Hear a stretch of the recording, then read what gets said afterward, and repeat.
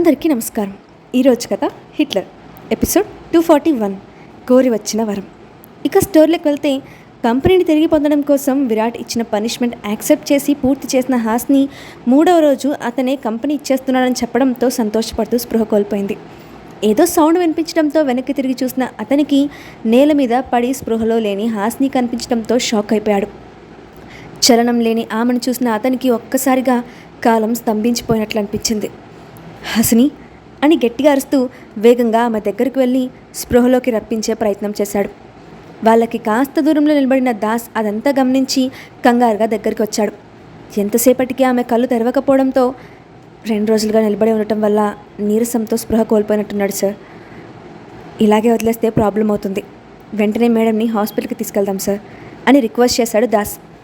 ఆమెను ఆ స్థితిలో చూసిన దగ్గర నుండి అతని గుండె సవ్వడి రెట్టింపు అవ్వడంతో పాటు తట్టుకోలేనంత నొప్పిగా అనిపించడంతో లోపల కలుగుతున్న కంగారును అణుచుకుంటూ ఆమెను ఎత్తుకొని కారులో కూర్చున్నాడు విరాట్. మరో నిమిషం ఆ కారు హాస్పిటల్ వరకు శరవేగంగా దూసుకుపోయింది. కొద్దిసేపటికి హాస్పిటల్కి చేరుకున్న విరాట్ ఆమెను ఎత్తుకొని నేరుగా ఎమర్జెన్సీ వార్డుకి తీసుకెళ్లాడు. కాసేపట్లో డాక్టర్ రావడం, ఆమెను చెక్ చేసి ఎమర్జెన్సీ ట్రీట్మెంట్ ఇవ్వడం, చేతికి సలన్ పెట్టడం వెనువెంటనే జరిగిపోయింది. బెడ్ పక్కన చైర్లో కూర్చొని స్పృహలో లేని హాస్ని వైపు దిగులుగా చూస్తూ కూర్చున్న విరాట్ దగ్గరికి వచ్చి, డోంట్ వరీ సార్, ఆమె కొన్ని రోజుల నుంచి సరైన తిండి తినకపోవడం వల్ల ఇలా జరిగింది. సాయంత్రానికి నార్మల్ అవుతారు. ఆమె పాదాలు ఎర్రగా అయిపోయాయి, కాళ్ళు బాగా వాచిపోయాయి. రోజుకు 3 సార్లు టాబ్లెట్ వేయండి. ఒక 3 రోజులు కోర్స్ వాడితే సెట్ అయిపోతుంది అని చెప్పి వెళ్ళిపోయాడు డాక్టర్. కాసేపటికి లోపలికి వచ్చిన దాస్ బెడ్ మీద ఉన్న హాస్ని చూసి బాధపడుతూ, మేడం విషయంలో మీరు ఇంత కఠినంగా ఉంటారని కల్లో కూడా అనుకోలేదు సార్.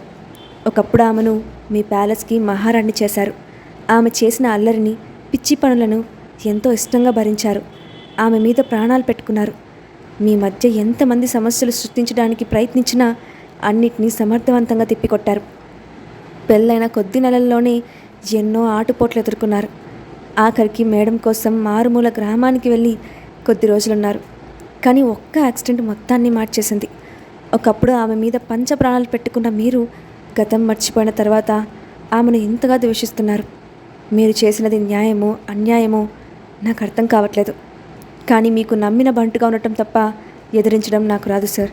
అందుకే నా బాధ వ్యక్తం చేయడం తప్ప ఇంకేమీ చేయలేకపోతున్నాను అని బాధగా చెప్పి బయటికి వెళ్ళిపోయాడు. కొద్ది రోజులుగా దాస్ని గమనిస్తున్న విరాట్కి అతని మనస్తత్వం పూర్తిగా అర్థమైంది. తన పట్ల ఎంతో విశ్వాసంగా ఉంటాడు. తన భార్యగా హాస్నిని అభిమానిస్తాడు. అలాంటి వ్యక్తి నుండి హాస్ని గురించి విన్న మాటలు అతన్ని ఆలోచనలో పడేశాయి. ఆమెను అనవసరంగా శిక్షించి తప్పు చేశానని బాధపడ్డాడు. బయట కారిడార్లో కూర్చొని దాస్ వెంటనే కీర్తికి కాల్ చేసి హాస్ని పరిస్థితి గురించి ఇన్ఫామ్ చేశాడు. కాసేపటికి అక్కడికి చేరుకున్న కీర్తి గదిలో బెడ్ మీద చలనం లేనట్లు ఉన్న స్నేహితురాల్ని చూసి కన్నీళ్లు పెట్టుకుంది. ఆమెను కన్సోల్ చేసి బయటకు తీసుకొచ్చి సాయంత్రానికి స్పృహ వస్తుందని, 2 రోజులు రెస్ట్ తీసుకుంటే సరిపోతుందని, తగ్గిపోతుందని చెప్పారు. కావ్య ద్వారా ఈ విషయం తెలుసుకున్న అనసూయ వెంటనే విరాట్కి కాల్ చేసింది. కానీ అతను కాల్ అటెండ్ చేయకపోవడంతో అసహనానికి లోనవుతూ, ఈ విరాట్కి రాను రాను బుద్ధి లేకుండా పోతోంది. ఒక పక్క హాస్నిని వదిలించుకోమని చెప్తూ ఉంటే కళ్ళు తిరిగి పడిపోయిందని హాస్పిటల్లో కూర్చొని సేవలు చేస్తున్నాడు. ఇలా చేస్తే కావ్య ఎంతగా ఫీల్ అవుతుంది? పని కట్టుకొని పనిష్మెంట్ ఇచ్చి మళ్ళీ జాలి చూపిస్తే ఉపయోగం ఏముంటుంది? అనవసరంగా ఆ వగలమారి నాటకాలు నమ్మి దానికి కాపలా కాస్తున్నాడు.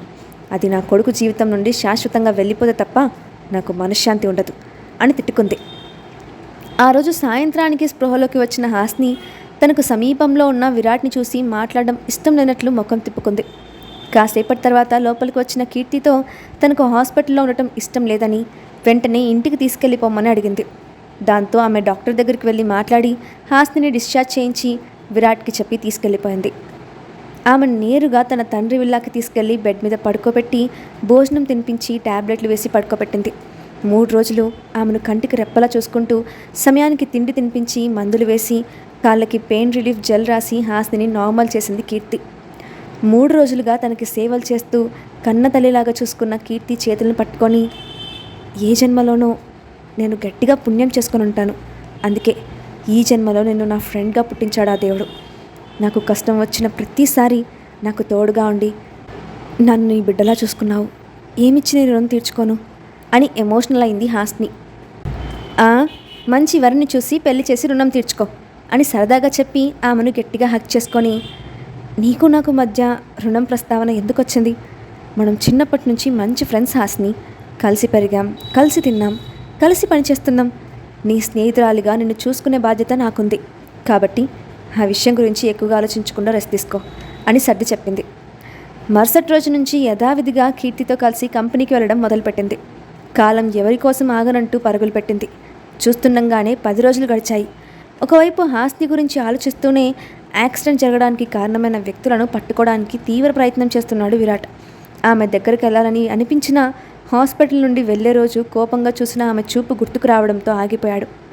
మైండ్ అంతా కసిబిసిగా ఉండటంతో ఆ రోజు సాయంత్రం ప్యాలెస్కి తొందరగా వచ్చిన విరాట్ బాల్కనీలో కూర్చొని ఎదురుగా కనిపిస్తున్న రోజ్ గార్డెన్ని చూస్తుండగా అతనికి ఒక్కసారిగా హాస్ని గుర్తొచ్చింది. ఆ మొక్కలన్నీ తన కోసమే నాటించానా అని అనుకోగానే మనసులో ఏదో జ్ఞాపకం ఫ్లాష్ అయిపోయింది.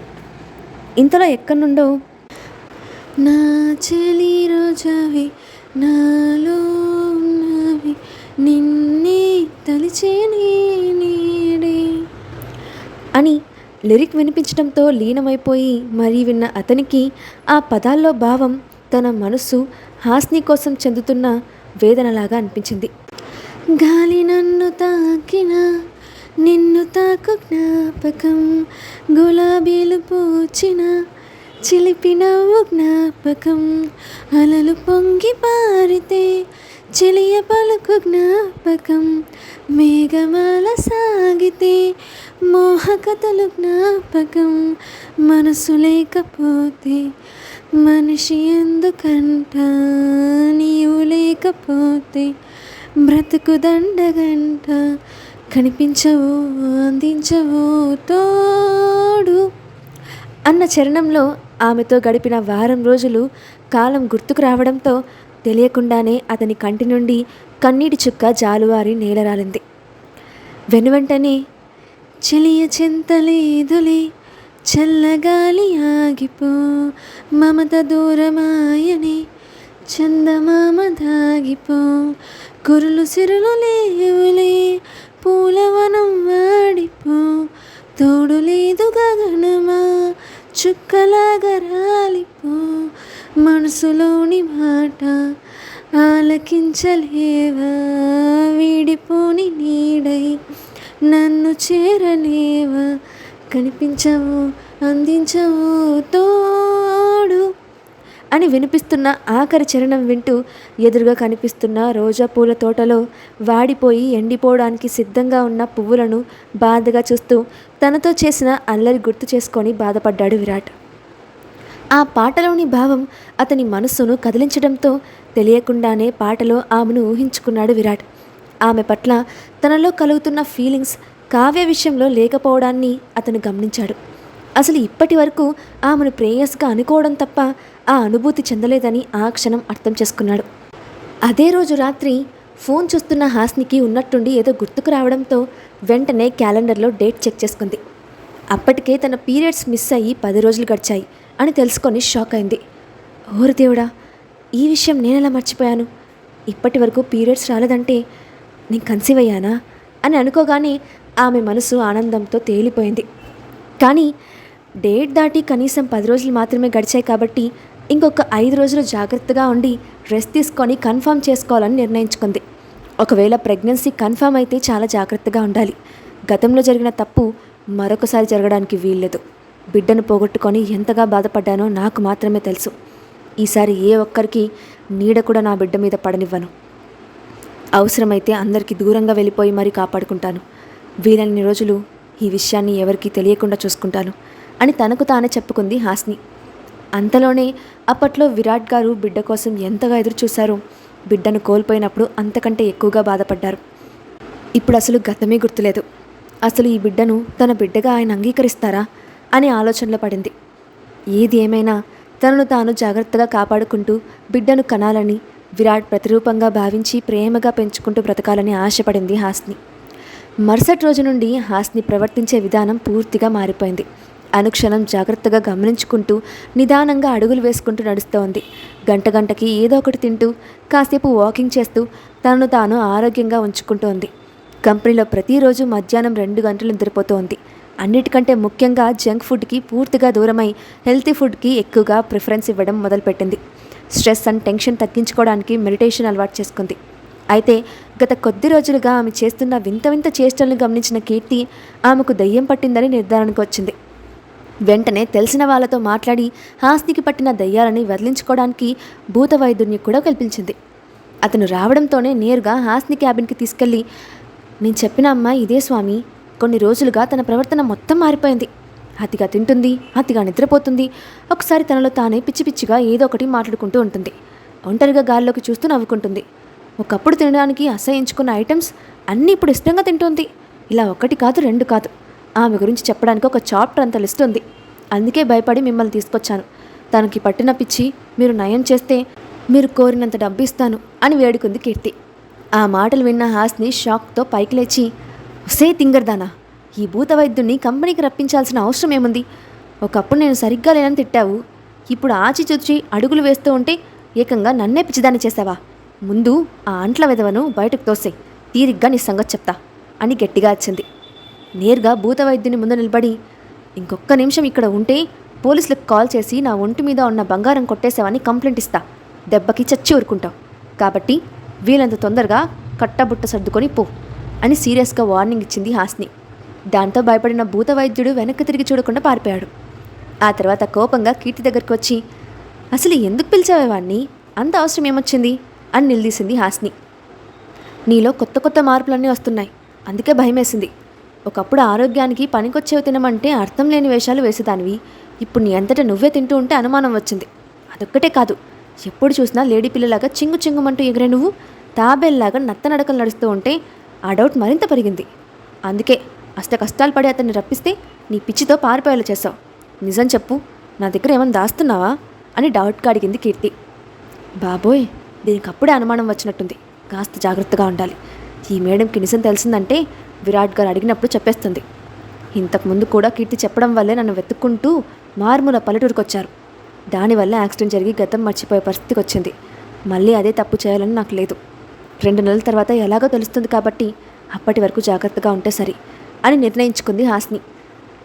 ఒకరోజు సాయంత్రం షాపింగ్కి వెళ్ళిన హాస్ని రోడ్డు మీద నడిచి వెళ్తుండగా ఆమెను గమనించిన దాస్ వెంటనే విరాట్కి చూపించాడు. దాంతో కారు ఒక పక్కన ఆపి వెంటనే ఆమెను తీసుకురమ్మని దాస్కి ఆర్డర్ వేశాడు విరాట్. వెంటనే రోడ్ క్రాస్ చేసి హాస్ని దగ్గరికి వెళ్ళి దాస్ ఆమె ముందు నిలబడి, మీరు ఇక్కడేం చేస్తున్నారు మేడం? ఆపోజిట్లో ఆగున్న కారులో విరాట్ సార్ ఉన్నారు, మిమ్మల్ని తీసుకురమ్మన్నారు అని చెప్పాడు. అతను పిలిచినంత మాత్రాన నేనెందుకు రావాలి? నాకు రావడం కుదరదని ముఖ్యమైన పనిలో ఉన్నానని చెప్పు అని సీరియస్గా చెప్పింది హాస్ని. మీరు అలా అంటే నా ఉద్యోగం పోతుంది మేడం. దయచేసి ఒక్కసారికి నాతో రండి, లేదంటే ఇద్దరము సార్ కోపానికి గురి కావాల్సి వస్తుంది అని వాపోయాడు దాస్. సరే, నువ్వు ఇంత రిక్వెస్ట్ చేస్తున్నావు కాబట్టి రావడానికి ఒప్పుకుంటున్నాను అని అతనితో కలిసి విరాట్ దగ్గరికి వెళ్ళింది హాస్ని. ఆమెను చూడటంతోనే, నన్ను ఫాలో చేస్తున్నావా అని అడిగాడు విరాట్. ఆహా, కారులో వెళ్తున్న మిమ్మల్ని కాలు నడకన వెళ్తున్న నేను ఫాలో చేస్తున్నానా? నింద మోపడానికైనా కాస్త బుర్ర వాడాలి.